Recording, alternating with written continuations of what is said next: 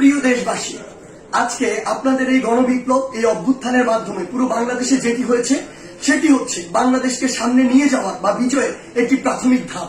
এর কিন্তু আরো অনেকগুলো ধাপ রয়েছে। এটির চূড়ান্ত পর্যায়ে যাওয়ার পূর্ব পর্যন্ত আমাদেরকে প্রত্যেকটি স্টেপ অনেক চিন্তা করে ফেলতে হবে। আপনারা মনে রাখবেন, যারা আজকে পরাজিত হয়ে চলে গিয়েছে তারা কখনো একদিনের মধ্যে পুরো বাংলাদেশ থেকে শেষ হয়ে যাবে না।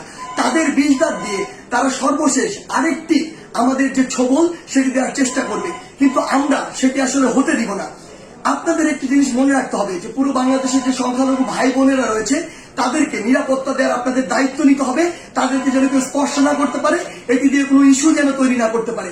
আরেকটি গুরুত্বপূর্ণ বিষয় আপনাদের মনে রাখতে হবে, সেটি হচ্ছে পুরো বাংলাদেশ, এই যে সম্পদগুলো রয়েছে এগুলো কিন্তু আমাদের সম্পদ, জনগণের ট্যাক্সের টাকায় গড়া এই সম্পদগুলো, এগুলো যেন আমরা বিনষ্ট না করি, কোথাও যেন জ্বালাও পুরাও ভাঙচুর এই বিষয়গুলো আমরা না চালাই।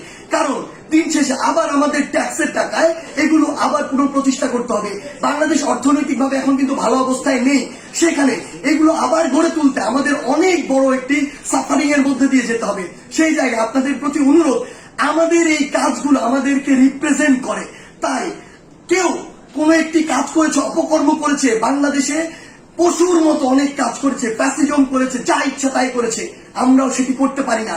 যদি করি তাহলে তাদের সাথে আমাদের পার্থক্য থাকে না, বরং আমরা দেখিয়ে দিব যে কিভাবে আগামীর বাংলাদেশকে বিনির্মাণ করা যায়। আপনাদের কাছে আমাদের প্রাণের অনুরোধ, আমাদের এই সম্পদগুলো, রাষ্ট্রীয় সম্পদগুলো আপনারা রক্ষা করুন, ভাঙচুর জ্বালাও পোড়াও থেকে আপনারা দূরে থাকুন। আমাদের যারা মিডিয়া কর্মী ভাই বোন রয়েছে তাদেরকে আপনারা সহযোগিতা করুন।